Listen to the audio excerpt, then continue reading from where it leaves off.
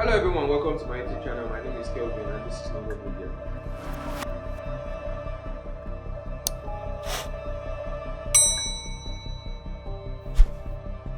There has been a lot of talk about cows in Nigeria, Africa and the world at large. You're drinking milk from this cow, you must be always grateful to this cow. Because we've drunk the milk of this cow, if we tomorrow want to eat the cow, that is considered cannibalism. Now, why are cows such a big deal? And why are people getting killed over it? Well, first, cows are just cows, nothing special.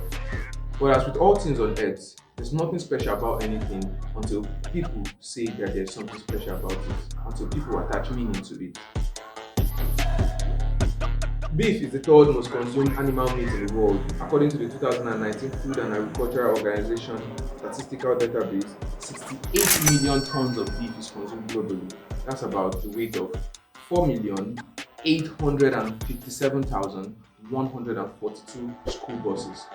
Now, this is gotten from 1.4 billion cattle. 365 million of those are in Africa, Ethiopia holding 60 million of them, and Nigeria holds 20.6 million of these cattle. Three or four different types of Fulani in Nigeria. And we have those ones that are from Nigeria, those are the ones that are the most wickedest you can think about. And if you see them, you know that these people, they are deadly. In India, cows are sacred animals and many believe that there is a spiritual connection between themselves and cows, a deity of some sort. For example, there's a festival known as the Diwali. Well, it is essentially a festival of celebrating the triumph of light over darkness. Wait for it. Now, at this festival, hundreds of people lie face down on the ground, and a large head of cattle is made to stampede over their backs. Legend has it that if a cow pees on you during the stampede, you never mind. Well, in India, many people have been lynched by so-called cow vigilantes. They dragged him onto the street and beat him with bricks until he immediately died. What's their crime? Well, they slaughtered cattle for meat. 56-year-old Muslim man was beaten to death and by an allegedly Hindu mob. Slaughtered cattle for consumption. Now, this wave of cow-related violence and massacres and destruction of lives and properties is not just in India alone. Fulani Herdsmen in Nigeria killed an estimated 1,158 people in the year 2018 alone.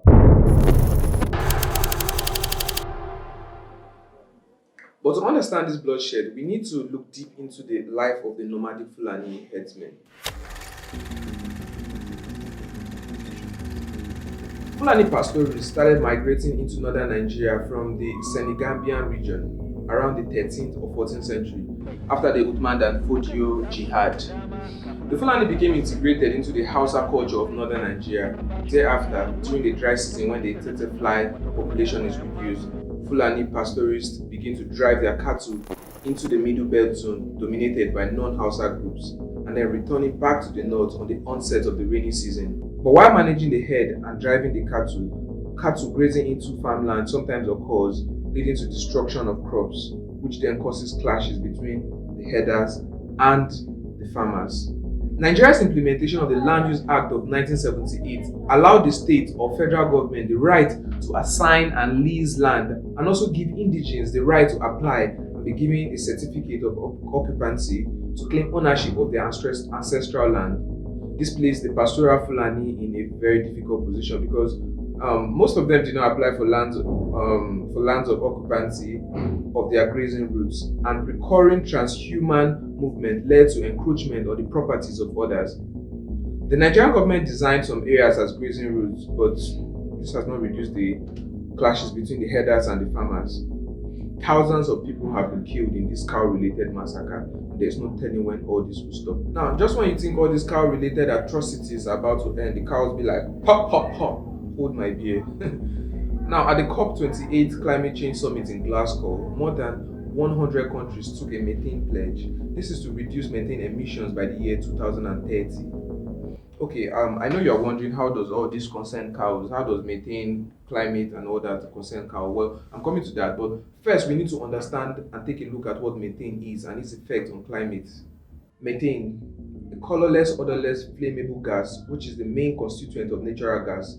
Natural gas, also known as fossil gas, is a naturally occurring hydrocarbon used as a source of electricity, heating, and fuel for vehicles. Now, this natural gas is gotten from dead animals buried in the ground millions of years ago.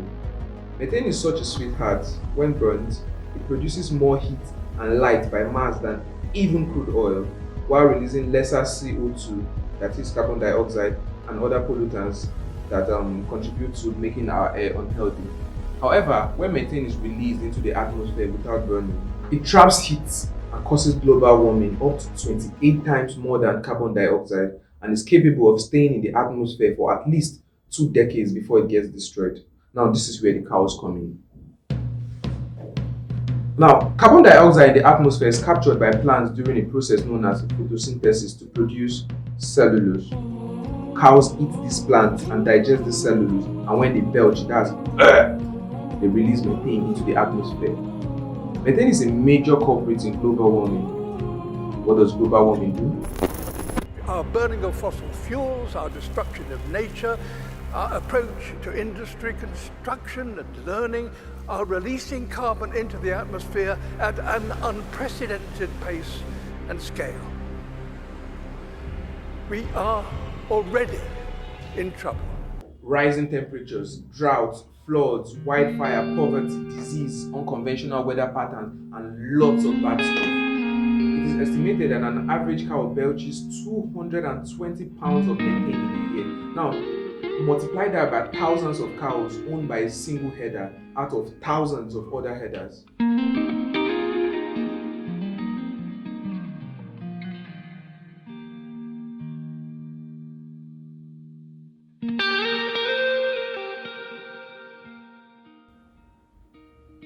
Although it is easy to victimize the beef eater and the dairy farmer as being part of the world's problem, the main challenge still lies in fossil fuels and not livestock production. The first and most important step towards resolving this impending climate change disaster remains a cut in the burning and dependence on fossil fuels.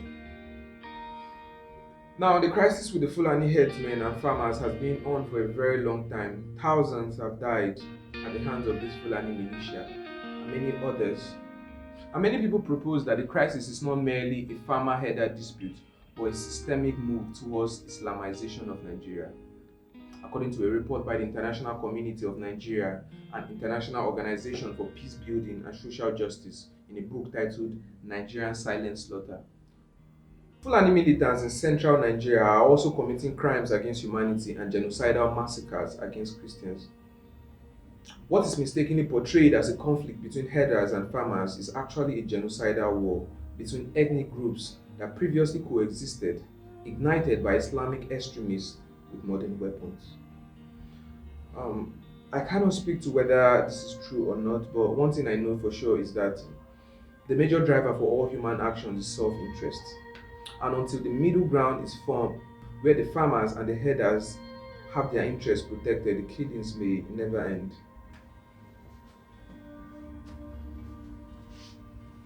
And also, there can never be peace without justice. Thank you. If you like this video, please hit the subscribe button, turn on post notification, and share this video.